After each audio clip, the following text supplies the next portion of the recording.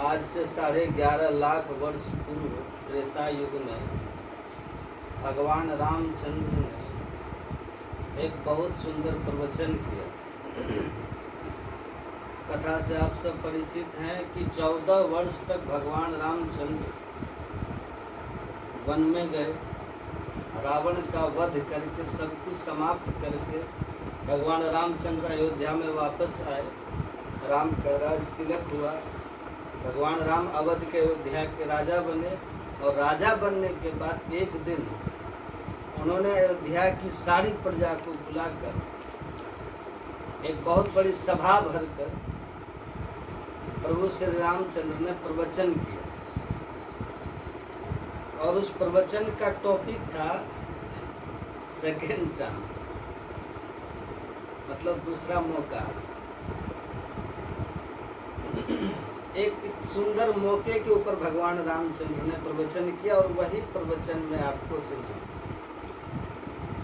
संक्षिप्त में यदि हम सुने तो भगवान रामचंद्र ने कहा, आकर चारी लक्ष 84 जो भ्रमत यह जीव अविनाशी, फिरत सदा माया कर प्रेरा,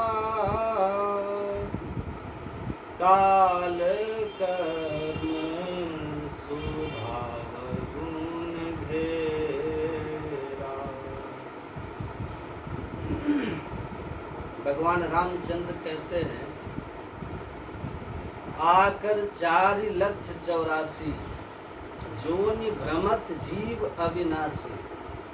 इस संसार में जितने भी जीव हैं, ये सारे जीव 84 लाख की योनियों में भ्रमण कर रहे हैं, भटक रहे हैं।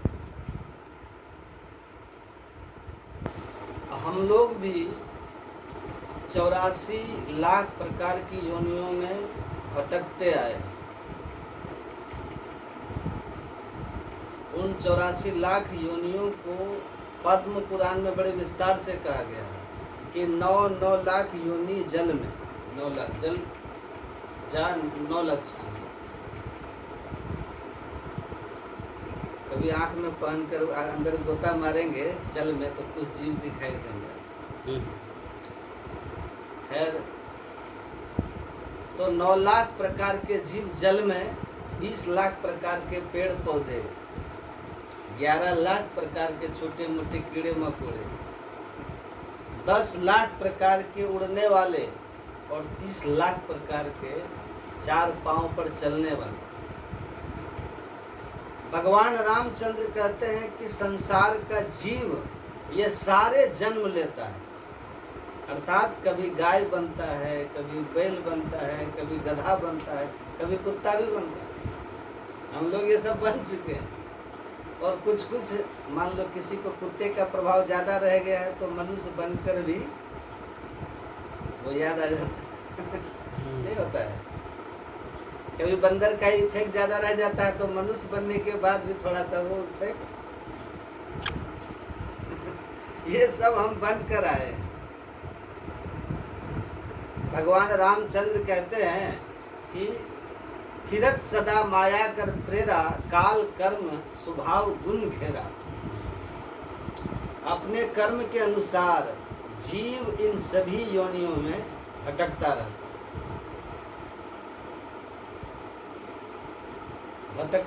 है। कुत्ता बना तो अपनी जिस गली में खड़ा है उस गली में दूसरा कुत्ता आएगा तो भौंकेगा, होता है ना। कुत्ते का स्वभाव क्या है कि जिस गली में वो रहता है उस गली में कोई दूसरा कुत्ता आया तो भौंकता है। हम भी कभी कुत्ते बने थे और वो थोड़ा सा स्वभाव ज़्यादा दृढ़ रह गया है, इसलिए आज हम जिस क्षेत्र के लीडर हैं उस क्षेत्र में कोई दूसरा आया तो भौंकते हैं, भागो यहाँ से, है ना। हमने जहाँ पर दुकान खोली है, बाजू में यदि कोई टेलर की दुकान खोला तो भौंकते हैं। तो कई, क्योंकि हम ये बनकर आए, और उसमें भी यदि कोई हमसे आगे निकल जाए तब तो गए काम। उसमें भी यदि कोई हमसे आगे निकल जाए तब तो गए काम। किसी गली में कुत्ता रहता है और कोई कुत्ता आया तब तो भौंकेगा, लेकिन उस गली में कोई हाथी आ जाए तब तो वो कुत्ता अपने आपे से बाहर हो जाता है और इतना भौंकता है। भौंकने का कारण आपने गांव में देखा होगा, गांव में कभी कभी हाथी आते, कुत्ते बहुत भौंकते। इसलिए भौंकते हैं कि 25-25 साल से हम इस गांव की गली में रहते हैं, और आज हमसे इतना बड़ा पशु कैसे, मतलब हमसे आगे क्यों निकल गया, ये हमसे बड़ा कैसे बन गया, हमसे महान कैसे हो गया। भौंको, इतना भौंकते हैं। कुल मिलाकर मनुष्यों का भी कुछ ऐसा स्वभाव है, क्योंकि वो ऐसे बनकर आए। कुछ लोग का बंदर जैसा स्वभाव, तो कुछ गाय जैसा, गाय भी बकरी जैसा स्वभाव नहीं होता है। 84 लाख की योनियों में हम लोग भटकते रहते हैं, अनेकों प्रकार के दुख दारिद्र्य हम सहन करते रहते हैं, और ये बहुत बड़ा प्रकृति का दंड है, हमें प्राप्त होते रहता है। लेकिन भगवान रामचंद्र कहते हैं कि इस प्रकार 84 लाख की योनियों में भटकते भटकते भटकते एक चांस मिलता है, सेकेंड चांस। वो चांस क्या है? कबहू करी करुणा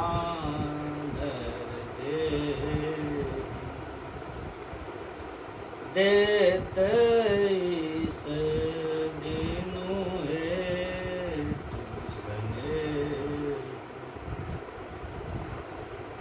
भगवान रामचंद्र कहते हैं कि इस प्रकार अनेकों प्रकार की 84 लाख प्रकार के पशुओं के, पक्षियों के शरीर में हम भटकते रहते हैं, और उस समय भगवान के द्वारा एक चांस मिलता है, एक मौका, एक चांस। आप कहोगे भगवान क्यों चांस देंगे, भगवान क्यों मौका देंगे? रामचंद्र कहते हैं कि देत इस बिनु हेतु सने, बिना कोई स्वार्थ, बिना कोई वजह, बिना कोई स्वार्थ रखे भगवान संसार के जीव को एक मौका, एक चांस देते हैं, और ये है जीव के लिए सेकेंड चांस। एक चांस मिला था, हम उसका लाभ नहीं ले पाए, नरक में गए, 84 की योनियों में भटकते रहे, लेकिन अब भगवान के द्वारा दूसरा चांस मिलता है, और वो चांस इसलिए क्योंकि भगवान को कोई स्वार्थ नहीं। इस दुनिया में हम लोग किसी को मौका देते हैं, चांस देते हैं, क्यों? क्योंकि हमारा स्वार्थ होता है। हम लोग प्रसाद सर्विस करने के लिए खड़े हैं, होता है, थोड़ी थोड़ी प्रसाद देते हैं, कोई भी भंडारा वगैरह होता है देते, और कृपा करके थोड़ी सी टच कर देते हैं थाली में, बस थोड़ी थोड़ी खीर देते हैं, लेकिन अपनी कोई अपनी सखी आगे तो 3 चम्मच देते हैं, ये ले ले, 2 चम्मच देते हैं, चांस। पराये को कोई चांस नहीं, और जो अपना बंदा आ गया तो उसको दोबारा चांस मिलेगा, है ना? तो संसार में स्वार्थ है, इस जगत में स्वार्थ के कारण लोग दूसरे को मौका, चांस देते हैं, लेकिन भगवान को कोई स्वार्थ नहीं। रामायण में लिखा गया, इस दुनिया में 2 लोग ऐसे हैं जो बिना स्वार्थ के काम करते हैं, हेतु रहित जग जुग उपकारी, तुम तुम्हार सेवक असुरारी। हे असुरारी, हे ईश्वर, हे प्रभु, हे कृष्ण, हे राम, इस दुनिया में केवल 2 ही लोग हैं जो हेतु रहित, बिना हेतु के, बिना कोई स्वार्थ के, बिना कोई कारण के काम करते हैं, और वो है एक भगवान और दूसरे हैं भगवान के भक्त गुरु। इन दोनों को छोड़कर दुनिया स्वार्थ के लिए जीती, दुनिया स्वार्थ से चलती। आप जिस दुकान में काम करते हो, हाथ पांव चल रहे हैं तब तक, वहां से भी फेंके जाओगे। संसार हो, समाज हो या संस्था हो, केवल स्वार्थ स्वार्थ और स्वार्थ, और कुछ नहीं। पति पैसे कमाकर घर पर लाता है टाइम टू टाइम, तो पत्नी कहती है जी क्या खाओगे, क्या लोगे कहते हैं ना।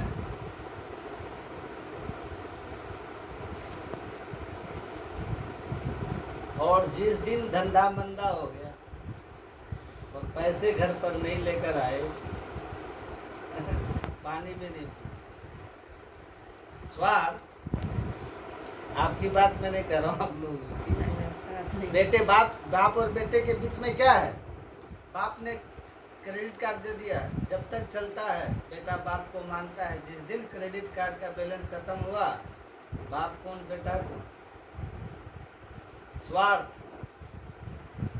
जगत में सभी क्षेत्रों में स्वार्थ भरा है। और आपके पास कोई आए और आपकी प्रशंसा करे, आपको प्रणाम करे, आपकी प्रशंसा करे, समझ लो कोई स्वार्थ है। बिना स्वार्थ के यहाँ कुछ नहीं चलता, स्वार्थ है। आप किसी होटल में जाते हो, नहीं बेटा लोग आइए जी, बैठिए जी, बट कहते हमको लगता है हम यहीं पर रुक जाए, नहीं लगता है होटल में ही रुक जाए, इतना प्रेम से बोलते। लेकिन उसमें भी स्वार्थ है कि हम अच्छी सर्विस देंगे तो टिप मिलेगी, लेकिन सभी फील्ड में, सभी जगह पर स्वार्थ है। केवल दो ही जगह ऐसी है, दो ठिकाने ऐसे हैं जहाँ स्वार्थ नहीं है, एक भगवान और दूसरे उनके शुद्ध भक्त। नहीं तो मैं आपको कहूँ, ये सत्संग जो होता है, यहाँ जो सत्संग आपके घर में हो रहा है, ये सत्संग कोई जो वो अपने घर में भी कर सकता था, कर सकता, लेकिन यहाँ पर आपको बिठाकर टाइम देकर, क्यों? क्योंकि स्वार्थ नहीं। भक्तों में और भगवान में स्वार्थ नहीं होता। नहीं तो आज के समय में एक सगे भाई के लिए कोई 2 मिनट नहीं निकालेगा। एक सगे भाई, माँ बाप को देने के लिए समय नहीं है हमारे पास। लेकिन ऐसी परिस्थिति में, ऐसे कलयुग में, भगवान राम कृष्ण के भक्त, गुरु के भक्त, अपना परिवार, अपना समाज, अपना सब कुछ छोड़कर संसार में घूमते रहते हैं। ये निस्वार्थ, नहीं तो और क्या है? इसमें कोई स्वार्थ नहीं है। कभी कभी हम लोग सोचते हैं कि कोई साधु संत हमारे घर पर आए तो भोजन करने आए होंगे या कुछ डोनेशन मांगने के लिए आए होंगे। ऐसा मत समझिए, गलती करो। साधु की कोई इच्छा नहीं होती कि मैं किसी के घर जाऊं, किसी के पास जाऊं। ये तो साधु अपने जीवन का रिस्क लेकर, महत्वी चंदम नृणाम गृहणाम दीन चेतसाम, साधु के हृदय में करुणा होती है, तब जाकर वो किसी के घर पर जाता है। और किसी के घर पर जाता है तो जब खाता है तो वो भोजन नहीं खाता, वो उनके बुरे कर्म को खा जाता है, उनके जीवन के पाप को खाता है और उस गृहस्थ को पवित्र कर देता है। प्रेम से श्री सद्गुरु महाराज खैर, इस संसार में भगवान और भक्त दो ही ऐसे हैं जो बिना स्वार्थ के काम करते हैं। संसार का जीव 84 लाख की योनियों में भटकते रहता है और बिना स्वार्थ के कबहुक नर करुणा कर देही। भगवान के हृदय में करुणा होती है और बिना कोई स्वार्थ के भगवान इस संसार में भटकने वाले जीव को, कभी गाय, कभी बैल, कभी गधा, कभी कुत्ता, उस जीव को मनुष्य का शरीर प्रदान करते हैं। आप ये सोच रहे हो कि हम हमारी शक्ति से मनुष्य बने, गलती कर रहे हैं। आप ये सोच रहे हो कि ये ऐसे ही हम लोग मनुष्य बने हैं, मतलब ये चक्र में मनुष्य का टन आया। हमारे कोई ऐसे कर्म ही नहीं है कि हम मनुष्य बने। ये मनुष्य बनना हमारे बस की बात ही नहीं है।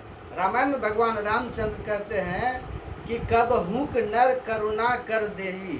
ये तो ईश्वर के हृदय में करुणा होती है और मनुष्य शरीर हमें दे देते हैं, एक चांस दे देते। सेकेंड चांस के ऊपर मैं बोल रहा हूँ।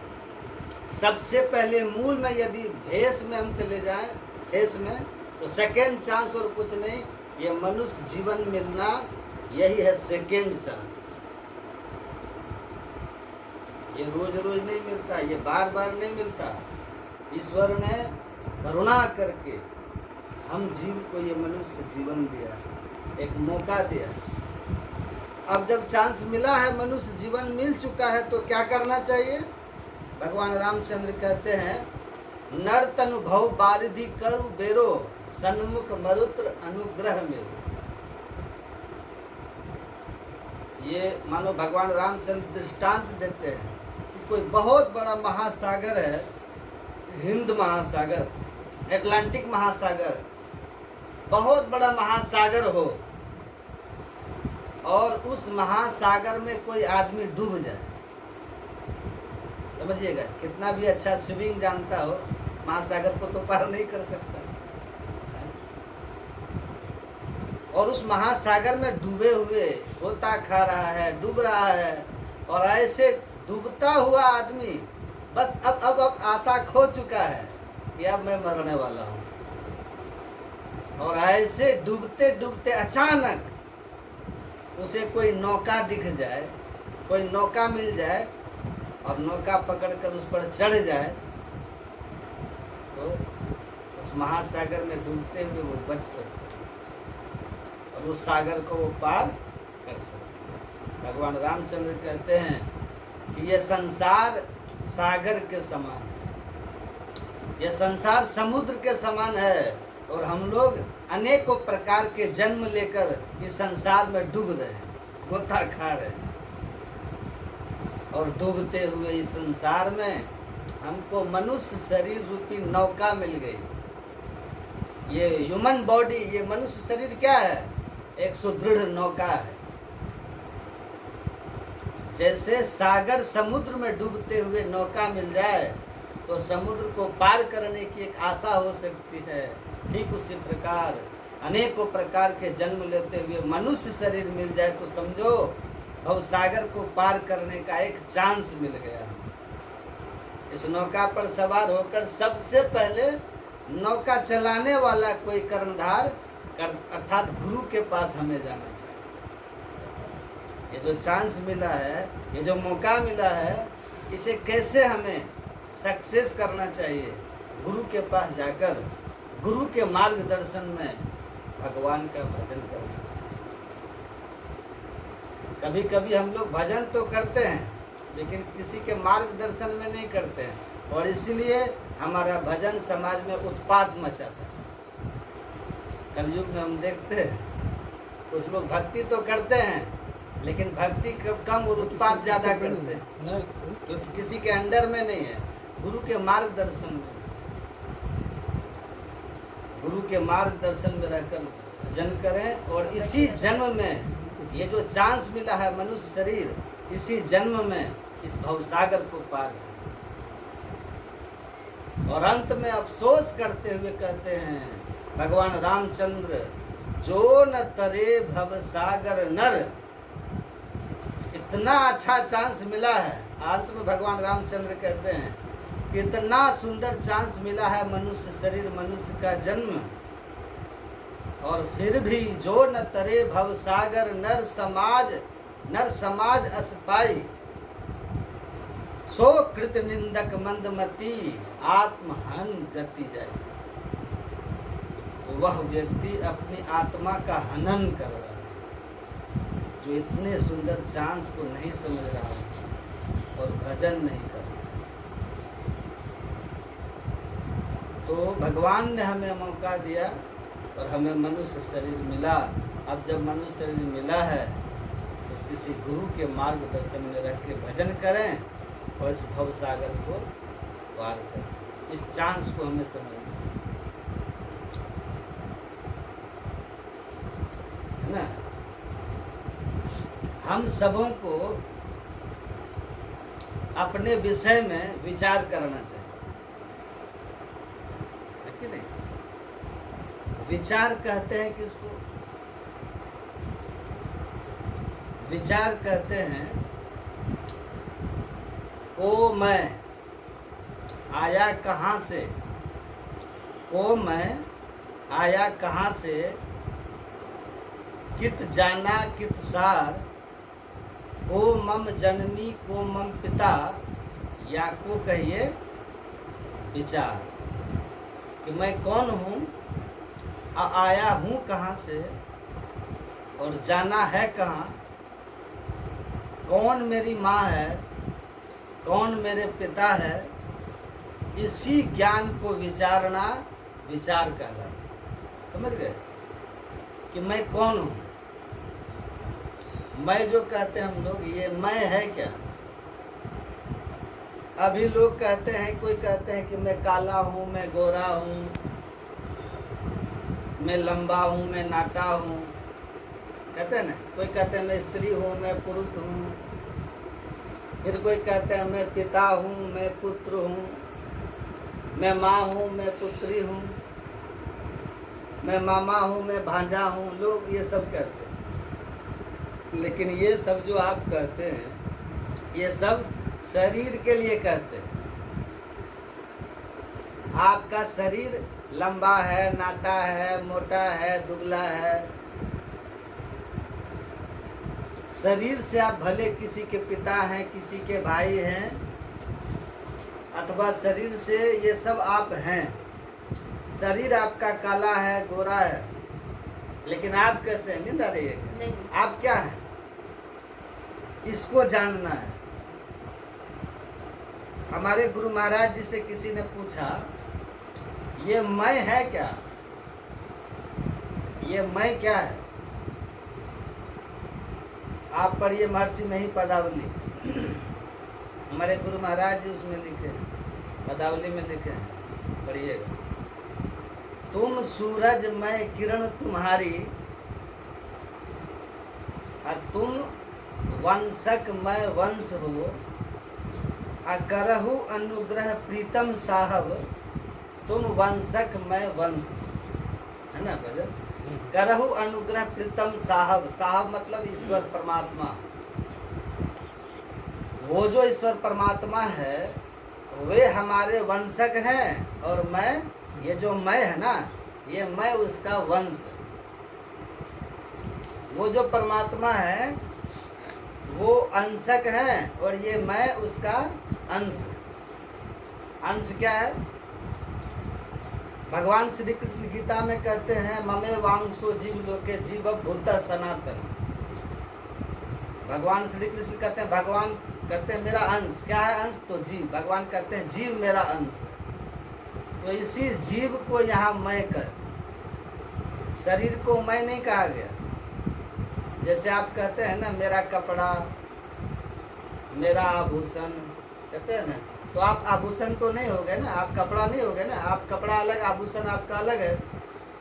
इसी तरह से आप कहते हैं मेरा हाथ, मेरा पैर, मेरा सर, कहते हैं ना, मेरी नाक, मेरा मुंह, मेरी आँखें, ये सब आप कहते हैं।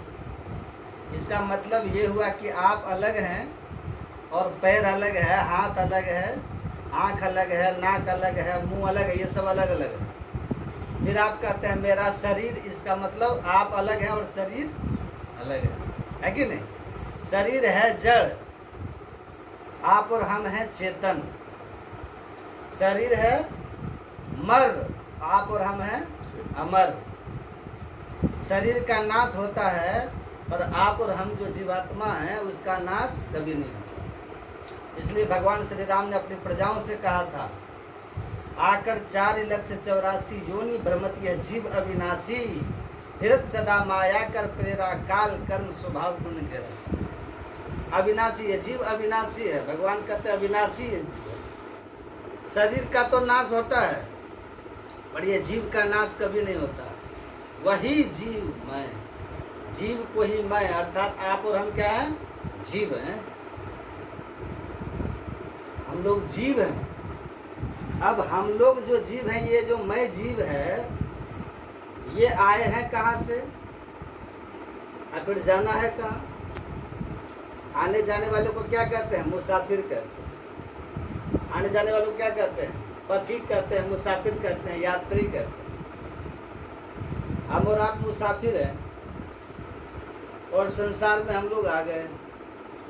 आया था सैर करने, है मुसाफिर तू यहाँ, अर्थात सैर करके लौट जाना है, एक दिन तुमको फिर वहाँ।